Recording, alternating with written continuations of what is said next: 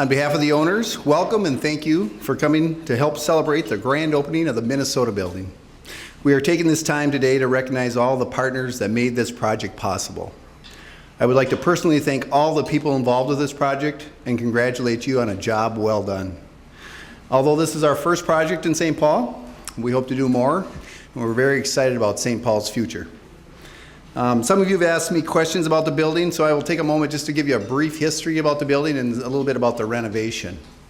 The Minnesota Building was originally built in 1929 on the site of the old Minnesota Club. That building was torn down to make way for the new 13-story Minnesota Building.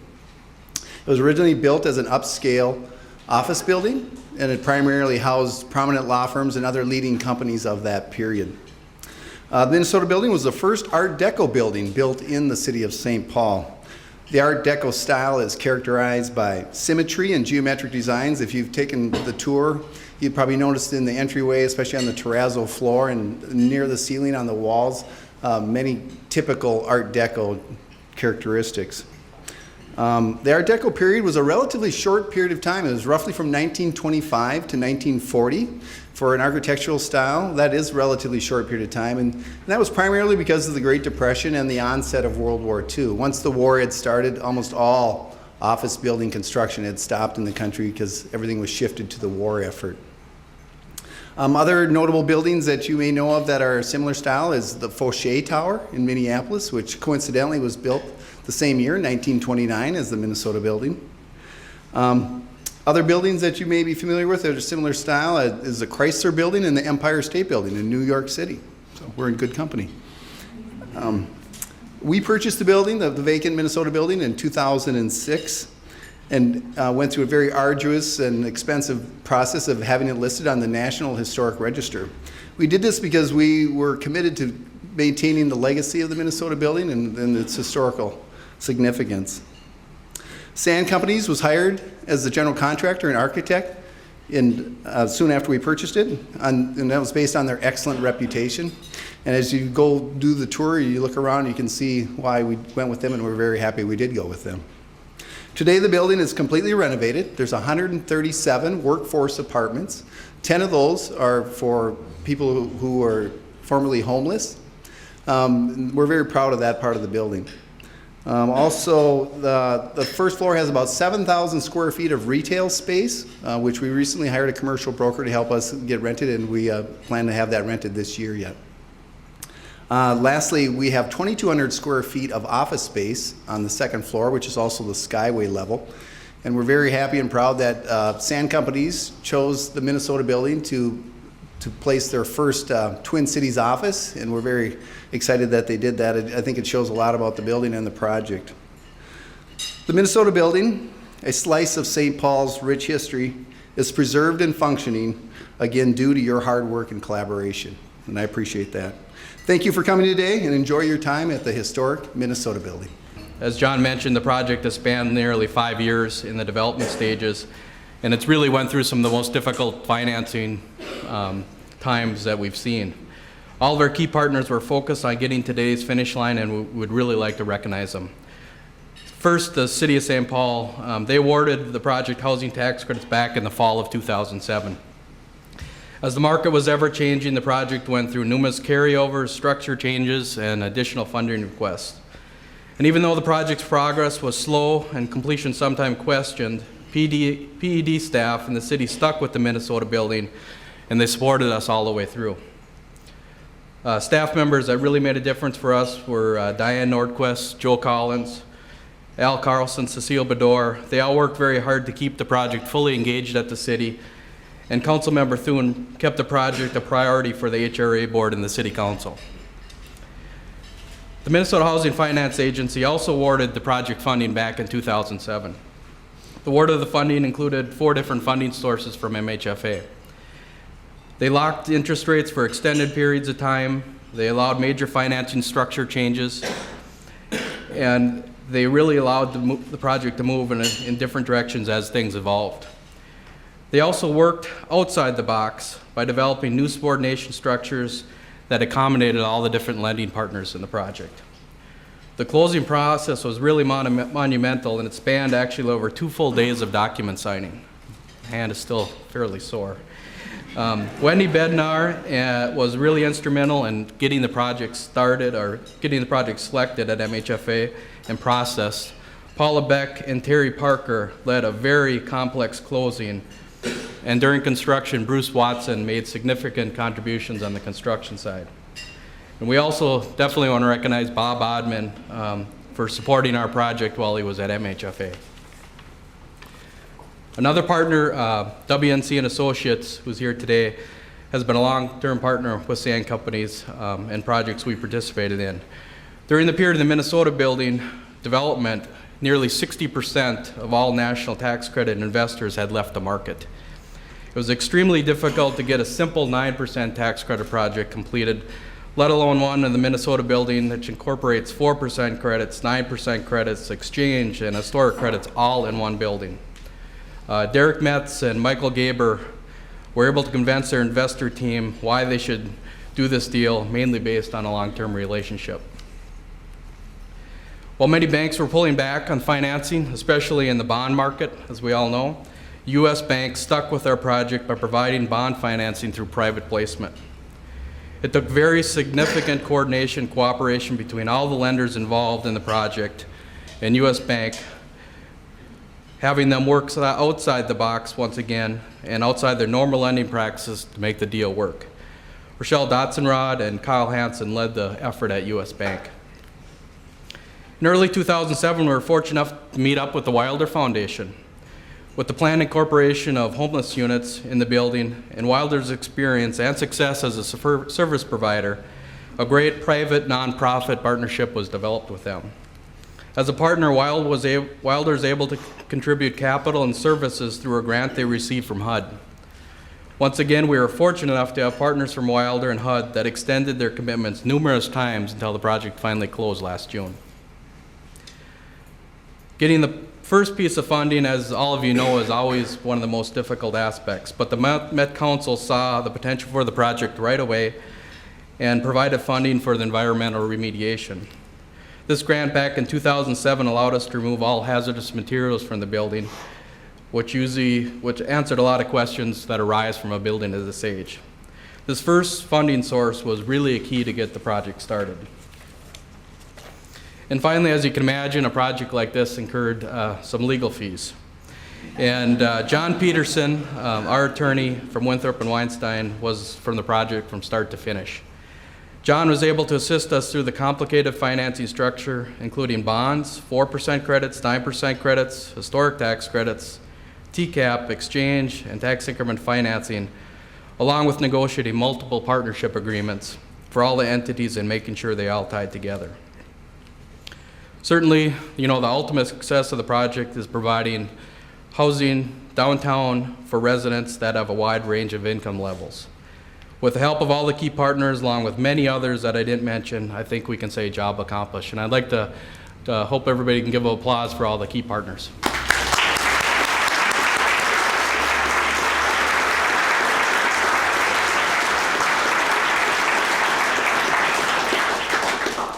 A couple others I want to recognize that are here today. Rafael Ortega, Ramsey County Commissioner.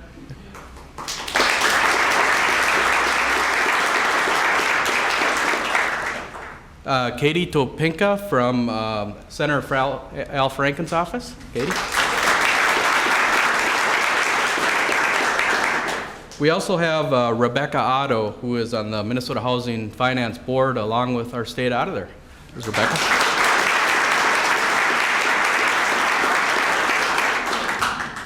Thank you for everybody being here today. It's a beautiful building, and congratulations to the sand companies for doing such a persevering and excellent job, and it's a great addition to downtown St. Paul.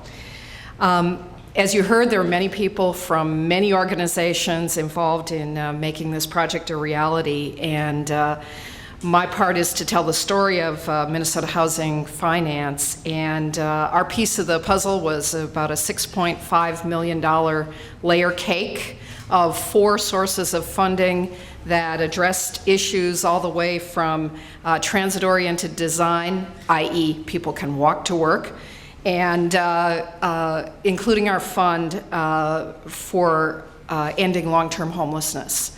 I think it's a remarkable accomplishment that within this building will live people just like us, but who were unfortunate enough to be homeless for some period of their lives, and to have them integrated within a project where they'll be just like the other tenants, I think is a really remarkable accomplishment of the programs that we have to work with. I do hope that we don't ever have to do a project with quite this many sources of financing, but I think it is a real credit to all the professionals involved. I've seen many of my friends from my days at the City of St. Paul, and just want to say thanks for bringing this building back to life in downtown. Thank you. Well, I'm like a kid in the candy store today. This is really an incredible project. I just want to thank you all for owning the thing, and for making this thing happen. I love standing up and taking credit for stuff, but I got to tell you, the partners with the City of St. Paul, our PED staff, our finance people, you've done just a wonderful job for the City of St. Paul, as well as for this building and the owners. It's kind of the theme of St. Paul to come back to its history.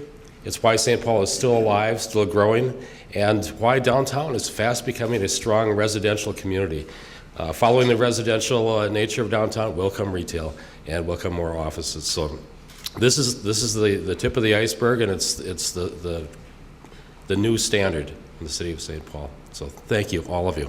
Well, good afternoon, everyone. Thank you very much, and want to give you greetings from our new Met Council Chair, Sue Hay.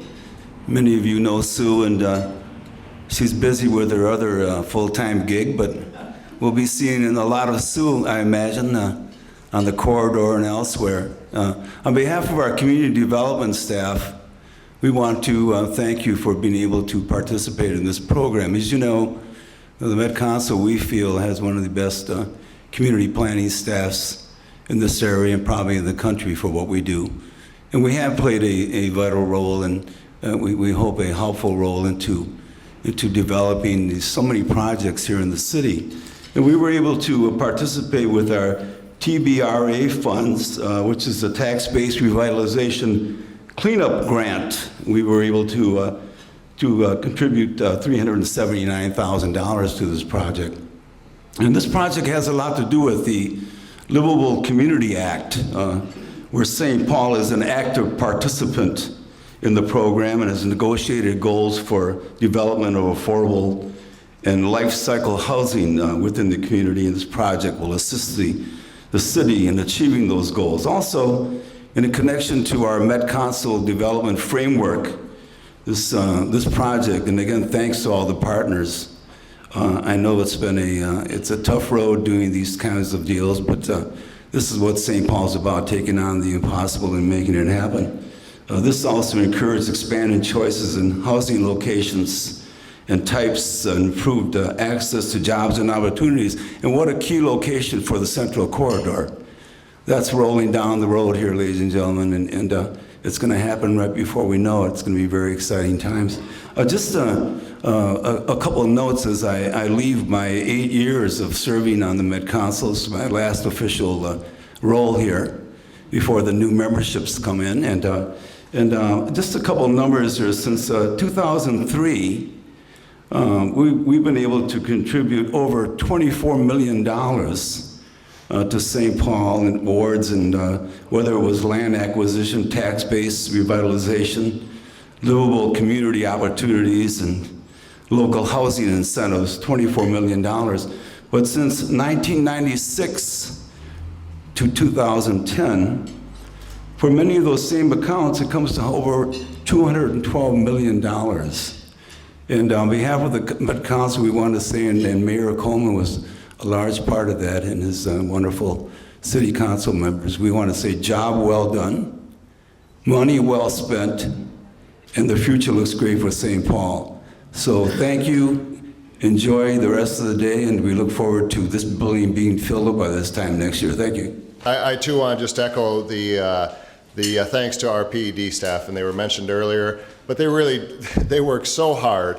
and occasionally all they get out of it is a free lunch. So, and there's probably a law against that.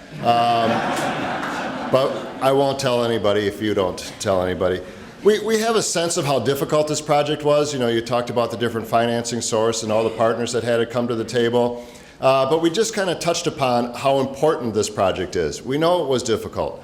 You know, I always think, they say, you know, if Rome wasn't built in a day, I think it actually, Rome was built quicker than the length it took to get this project online. Really, when you start going back, once construction started, construction went pretty quick, but I remember those early conversations. How do you get a beautiful building like this back online? How do you restore this incredible Art Deco building, as was mentioned, the architectural significance of it? And how do you do it in a way that really benefits the community? Think about those 137 units of housing that are available in this building, including those 10 units for people that are suffering from long-term homelessness. That is a remarkable accomplishment that we're going to be able to put folks here in this building, not distant, you know, detached from everything else that's happening in the community, but a central part of our community, attached to great transportation when the light rail line comes in just a couple of years. Construction beginning already, very exciting. But they will have access to work opportunities. They'll have access to get to the University of Minnesota or other educational opportunities. They'll be here in downtown to be the workers in our companies, whether it's working at the Pioneer Press or Travelers or Securian or any of our great companies in downtown. They will have that workforce housing that will be available here, especially for entry-level positions. It's an incredibly important part of the vitality of the future of downtown. Downtowns have suffered for a long time because these beautiful old buildings, sometimes you don't know what to do with them. And it is difficult. It is difficult to revitalize them. You got to put a lot of effort into revitalizing these buildings. But the alternative is simply not acceptable. To allow beautiful buildings like this to be empty, to fall into disrepair, is a sign that your community is falling into disrepair. Folks, if there was ever a sign that St. Paul is strong, if there was ever a sign that we're moving in the right direction, if there was ever a sign that our best days are still ahead, it is the fact that we have reclaimed this building. We've done it for an important segment of our community. We've done it with tremendous community partners and new partners that have come to the table. It is an incredibly great opportunity. I was thinking of Hubert Humphrey. I'm pleased as punch. Hubert and I are pleased as punch that this beautiful old building is reclaimed for the future of our community. Thank you very much for everyone that has played a role.